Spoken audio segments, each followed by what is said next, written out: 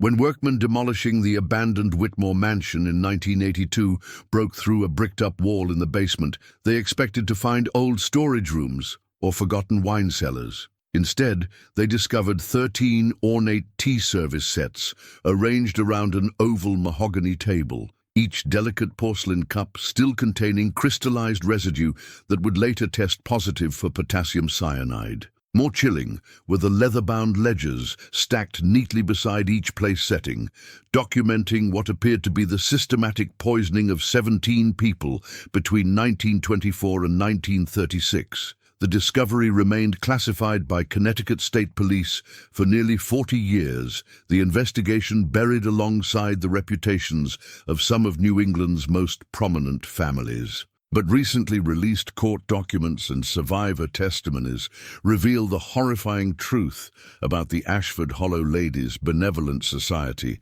and their twisted interpretation of community improvement through selective elimination. This is the story of 6 women who transformed afternoon tea from a symbol of civilization into an instrument of murder, and how their belief in social superiority led them to commit crimes so methodical and cold-blooded that investigators struggled to comprehend the depth of their evil. The affluent village of Ashford Hollow in 1923 represented everything wealthy Americans believed they had earned through generations of hard work and moral superiority. Nestled in Connecticut's Litchfield Hills, the community housed the country estates of banking dynasties, railroad fortunes, and industrial magnates who traced their lineages to colonial settlers and Revolutionary War heroes. Unlike the immigrant-filled industrial cities that surrounded it, Ashford Hollow maintained what its residents called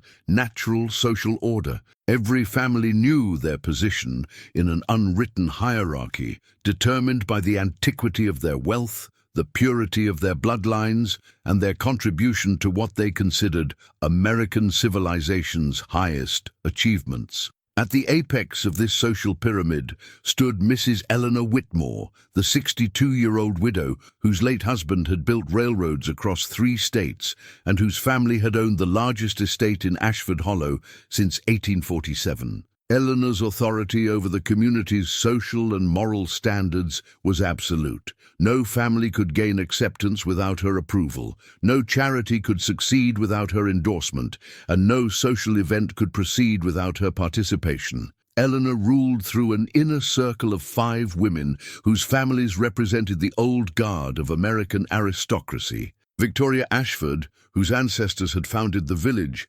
maintained detailed genealogical records that could trace every family's bloodline back to its European origins. Margaret Thornton, whose husband controlled 3 banks, managed the community's economic influence over surrounding areas. Catherine Mills, owner of the regional newspaper, determined what information reached both residents and outsiders. Josephine Hartford, married to a superior court judge, provided legal protection for the group's activities, while Rebecca Standish, whose shipping fortune dated to the 1700s, maintained connections with political figures throughout New England. Together, these 6 women formed what locals respectfully called the Inner Circle, an informal governing body that had maintained Ashford Hollow's character and exclusivity for over 2 decades. The system functioned seamlessly until the autumn of 1923, when an event occurred that would challenge their control and ultimately transform them from social arbiters into something far more dangerous. The catalyst was the arrival of the Kowalski family, Polish immigrants who had somehow acquired enough money to purchase the old Morrison farm on the village's eastern boundary. Stefan Kowalski had arrived in America 15 years earlier with nothing but determination and a willingness to work jobs that native-born Americans considered beneath them. Through brutal labor in Connecticut's munitions factories during the war, careful saving and shrewd investment in property that others overlooked, he had accumulated enough wealth to move his family from Hartford's tenements to the rural prosperity he had dreamed of since leaving Poland. To Stefan, the Morrison farm represented the fulfillment of the American promise. To Eleanor Whitmore and her circle, it represented an invasion that threatened everything they believed Ashford Hollow should be. Here was a man who spoke English with a heavy accent, whose children had been baptized in the Catholic Church, and whose wife hung laundry on lines visible from the road like a common washerwoman. Eleanor's diary, discovered among the evidence that would later convict her of murder, reveals her immediate horror at what she saw as contamination of their carefully maintained community. Her entry from October 15th, 1923, captures the beginning of her transformation from social matron to serial killer. The presence of these people represents more than mere social awkwardness or cultural differences. It constitutes an assault on the natural order that has preserved American civilization for 3 centuries. If we permit foreign elements to establish themselves among us, we invite the destruction of everything our ancestors sacrificed to build. The question is not whether we can tolerate their presence, but whether we have the courage to prevent our community's degradation. The Circle's initial response followed conventional methods of social pressure and economic intimidation. Margaret Thornton's husband attempted to foreclose on the Kowalski mortgage through technical violations of loan terms. Victoria Ashford researched the family's background, hoping to find evidence of criminal activity or moral failings that might justify their expulsion. Catherine Mills published newspaper articles about the importance of maintaining property values and community standards without mentioning the family directly. But Stefan Kowalski proved more resilient than they anticipated. He had legal representation from Hartford attorneys who specialized in protecting immigrant rights, financial resources sufficient to resist economic pressure, and most frustrating of all, a dignified demeanor that made overt discrimination difficult without appearing obviously prejudiced.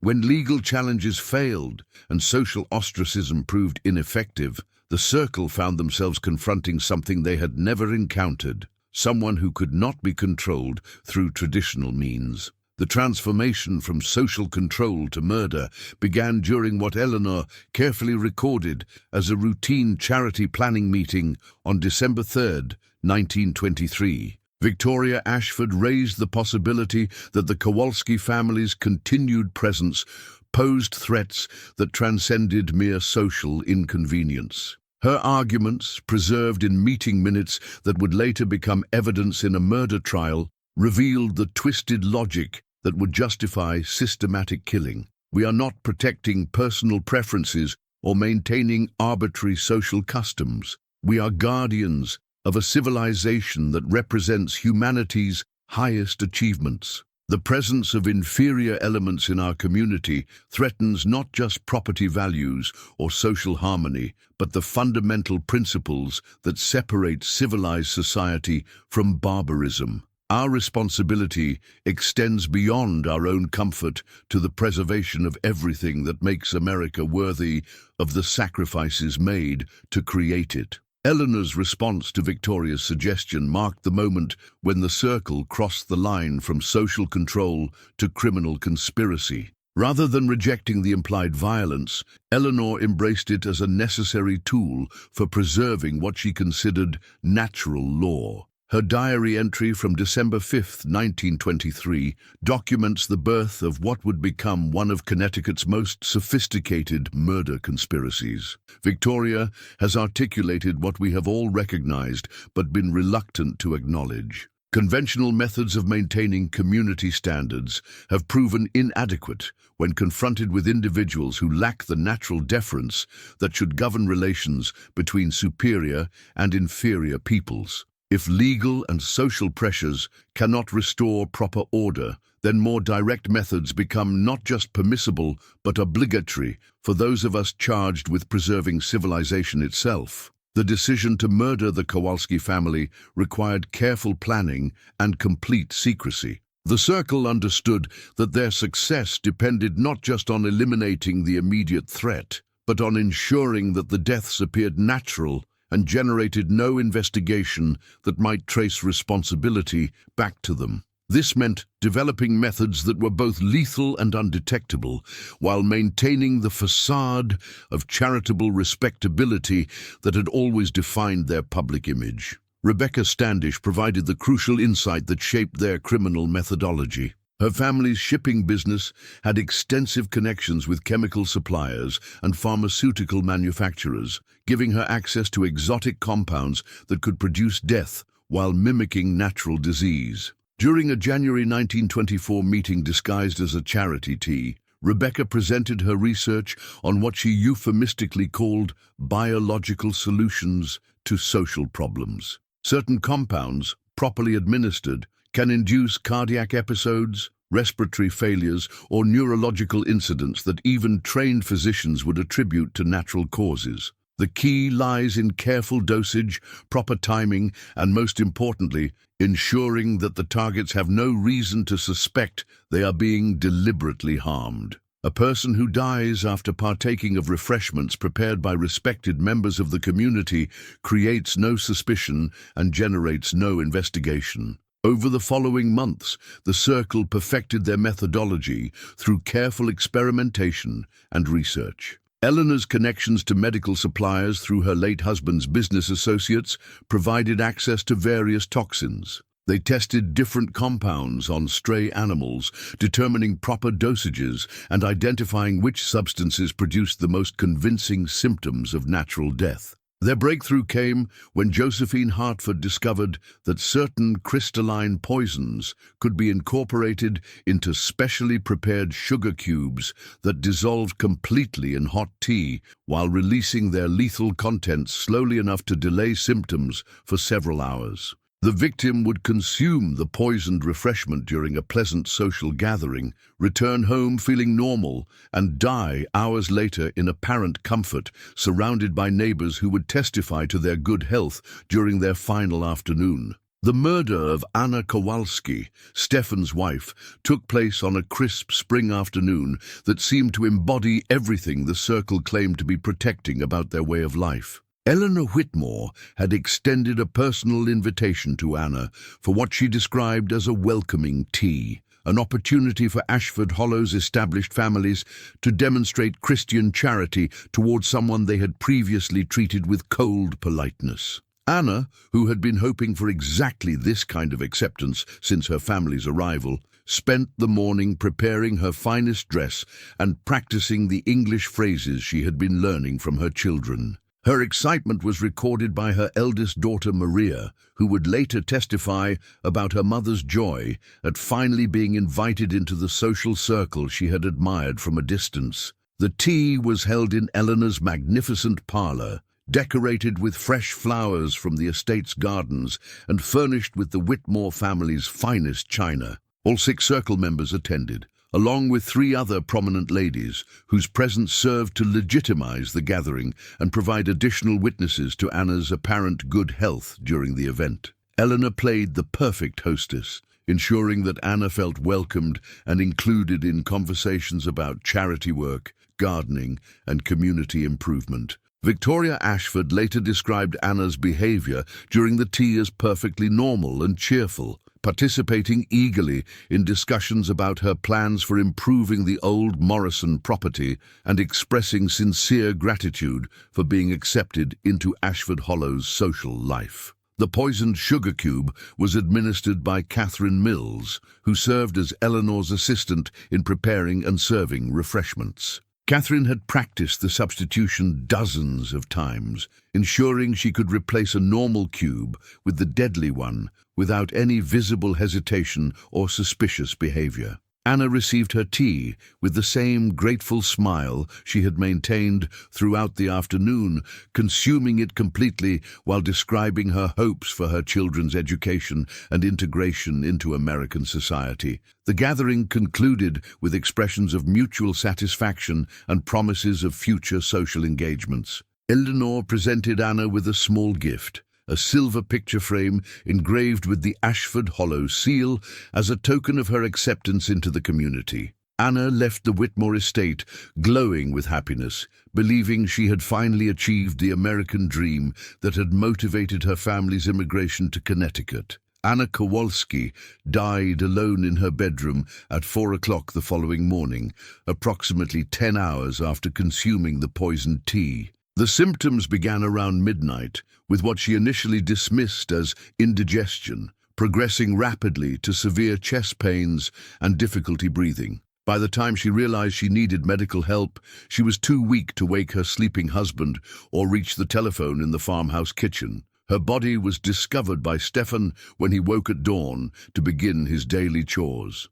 He found Anna in her nightgown, lying peacefully in their bed with no signs of struggle or distress. To Dr. William Hartwell, the local physician who examined the body, the scene suggested a tragic but not uncommon cardiac episode in a woman who had experienced the stress of immigration and adaptation to a new country. Dr. Hartwell's examination, conducted under the discreet supervision of Judge Hartford, concluded that Anna had died of natural causes related to an undetected heart condition. The doctor noted that such incidents, while tragic in someone so young, were not unprecedented among immigrant populations who had endured significant hardships. No autopsy was performed, and Anna was buried 2 days later in the Catholic section of Hartford's municipal cemetery. Eleanor Whitmore attended the funeral, along with several other circle members, presenting themselves as compassionate neighbors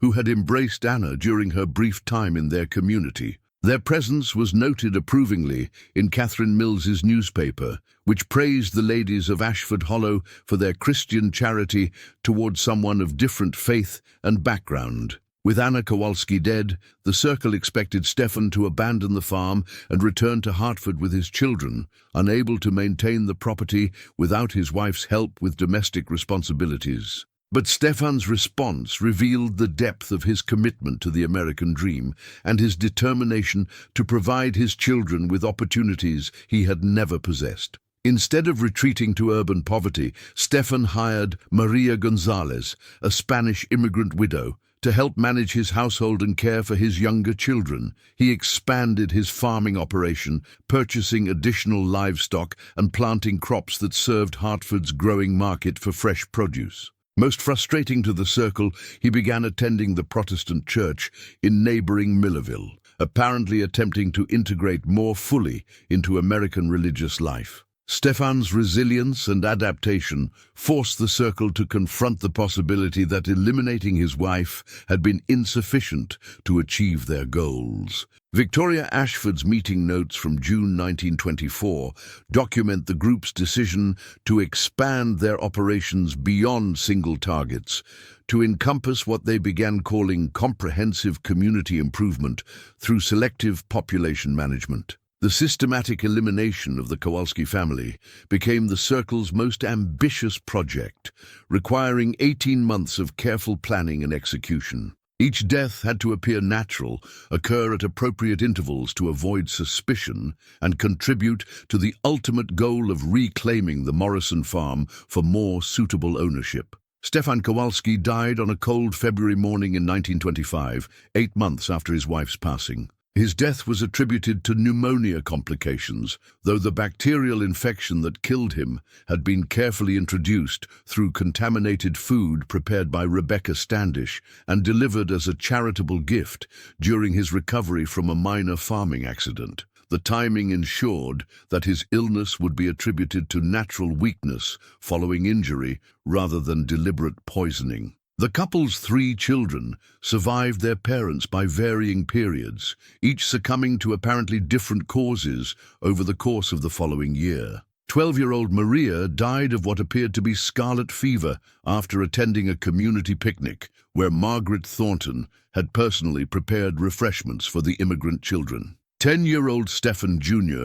succumbed to what Dr. Hartwell diagnosed as acute appendicitis, though the symptoms had been induced by slow-acting toxins administered through medicine provided by Josephine Hartford during his supposed treatment. The youngest child, 8-year-old Catherine, lived long enough to become a ward of the state child welfare system, but died in a Hartford orphanage 6 months later from what institutional physicians attributed to failure to thrive following the trauma of losing her entire family. In reality, her death resulted from continued poisoning administered through gifts of candy and treats sent anonymously but regularly to the orphanage by someone who signed the cards only as a friend from Ashford Hollow. With the Kowalski family eliminated, their property was acquired through foreclosure proceedings by Margaret Thornton's bank and resold to a prominent Boston family whose social credentials satisfied the Circle's standards. The transaction was praised in Catherine Mills's newspaper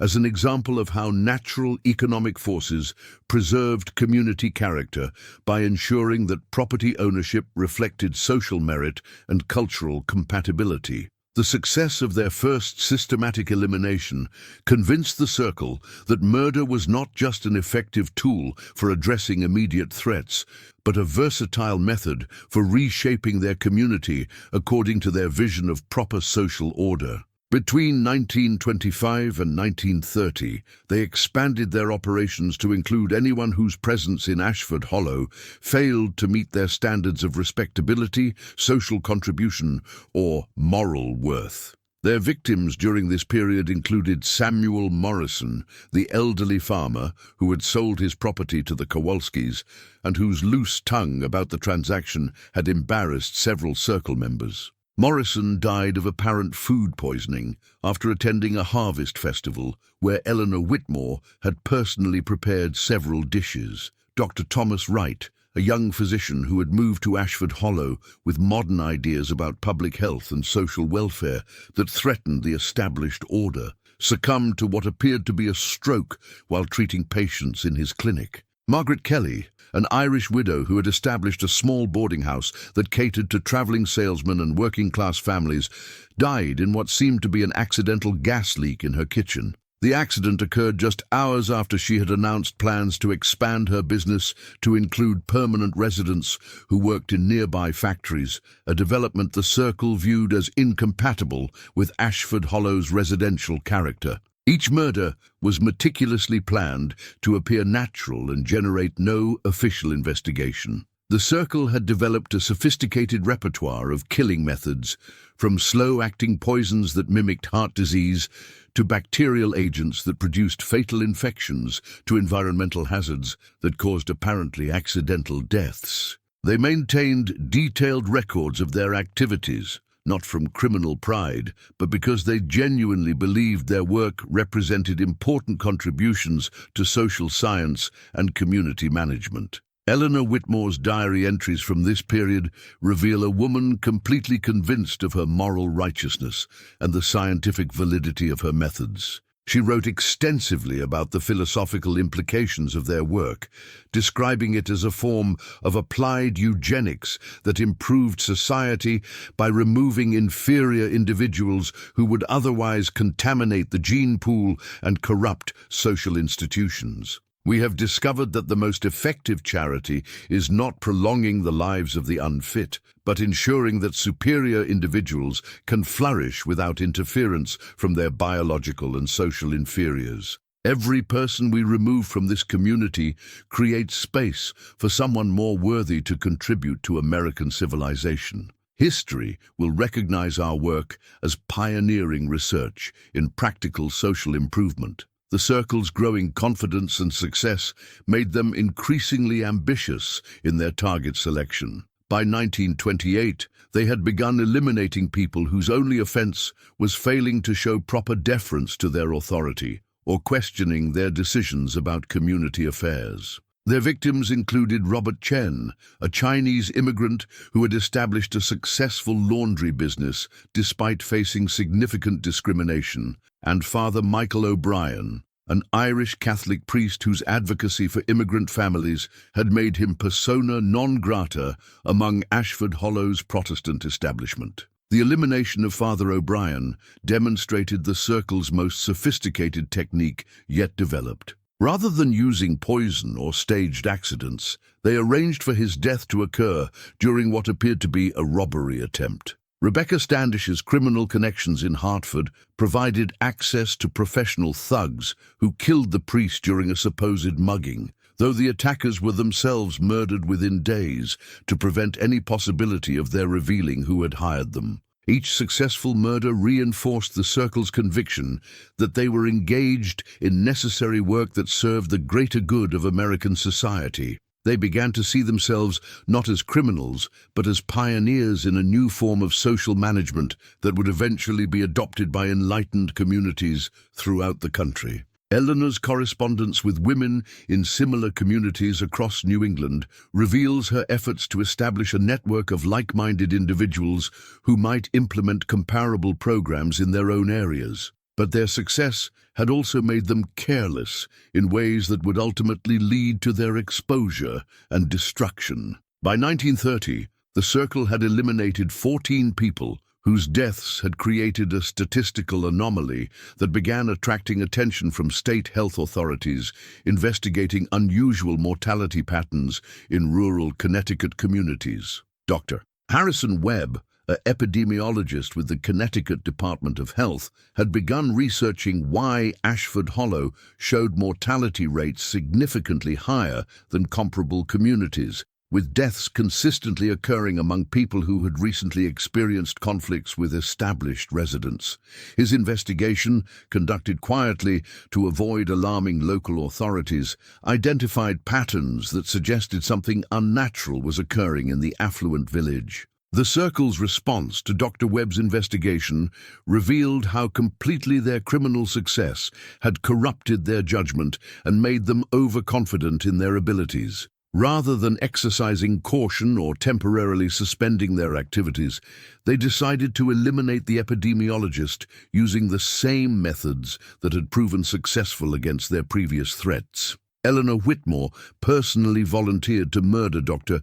Webb, viewing it as an opportunity to demonstrate the Circle's ability to handle threats from outside authorities. She arranged to meet with Webb under the pretense of providing local historical information that might help his research, inviting him to tea at her estate where she could administer poison in a controlled environment. But Dr. Webb's scientific training made him naturally suspicious of statistical anomalies, including the unusual hospitality shown by someone who should have been concerned about his investigation. He took precautions that included informing his supervisor about his meeting with Mrs. Whitmore and carrying a small recording device that captured their entire conversation. The recording of Eleanor's attempted murder provided prosecutors with devastating evidence of premeditated killing and criminal conspiracy. Webb's voice could be heard clearly asking specific questions about recent deaths in Ashford Hollow, while Eleanor's responses revealed detailed knowledge of circumstances that had never been made public and attempts to deflect his investigation through misdirection and outright lies. When Eleanor realized that her poisoned tea had been detected and that armed officers were surrounding her estate, she suffered a complete psychological collapse and confessed to all 17 murders in obsessive detail. Her confession, recorded by state police detectives, provided a comprehensive overview of the Circle's activities and their philosophical justifications for systematic murder. The arrest of Eleanor Whitmore on Independence Day 1930 marked the beginning of the end for the Ladies' Benevolent Society. Within hours of her confession, investigators had obtained arrest warrants for all 6 Circle members and several accomplices, including husbands who had provided chemical supplies and professional services that enabled the murders. The trial of the Circle became one of the most sensational criminal cases in Connecticut history, though court proceedings were conducted with strict limitations on press coverage to prevent copycat crimes and protect the privacy of surviving family members. Evidence presented by prosecutors revealed a conspiracy so systematic and cold-blooded that even experienced legal professionals struggled to comprehend its scope and methodology. Eleanor's courtroom testimony, delivered with the same calm authority she had once used to direct charity events, described each killing as a necessary sacrifice for the greater good of American civilization. Her complete lack of remorse shocked observers and demonstrated how thoroughly she had convinced herself that murder was a form of public service deserving recognition rather than punishment. The other circle members adopted various defense strategies, with some claiming they had been manipulated by Eleanor's stronger personality, while others maintained their innocence despite overwhelming evidence. Josephine Hartford's testimony proved particularly damaging to the group's credibility, as she described in clinical detail how the circle had planned and executed murders while maintaining their public roles as respected community leaders. All 6 defendants were convicted of first-degree murder and conspiracy, with Eleanor Whitmore and Victoria Ashford receiving death sentences, while the others were sentenced to life imprisonment. The executions were carried out at Connecticut State Prison, making Eleanor one of the first women executed in the state's electric chair. The exposure of the circle's crimes destroyed Ashford Hollow's reputation and exposed the dark reality beneath its facade of genteel respectability. Property values collapsed as families fled the area, businesses closed due to lack of customers, and the village's name became synonymous with hidden evil disguised as social propriety. The basement room where the circle had held their planning meetings was sealed by court order after investigators documented its contents. The 13 tea services, each containing residual traces of different poisons, represented the ultimate perversion of civilized social customs. These instruments of hospitality had become weapons of mass murder, used by women who genuinely believed that serving death to undesirable neighbors represented the highest form of community service. More than 90 years after their exposure, the crimes of the Ladies' Benevolent Society continue to serve as a warning about the dangers of unchecked social authority and the human capacity for evil disguised as righteousness. Their 17 victims remind us that the greatest threats often come not from obvious criminals, but from those who possess the respectability and resources to commit their crimes without suspicion. The question that haunts us is not whether such evil could exist, but whether it might exist still, hidden behind facades of charity and respectability in communities where wealth and social position provide immunity from scrutiny. What darkness might lurk behind the pleasant facades of our most respected institutions? Share your thoughts about this chilling chapter in American criminal history, and remember that the price of civilization is eternal vigilance against those who would corrupt it from within.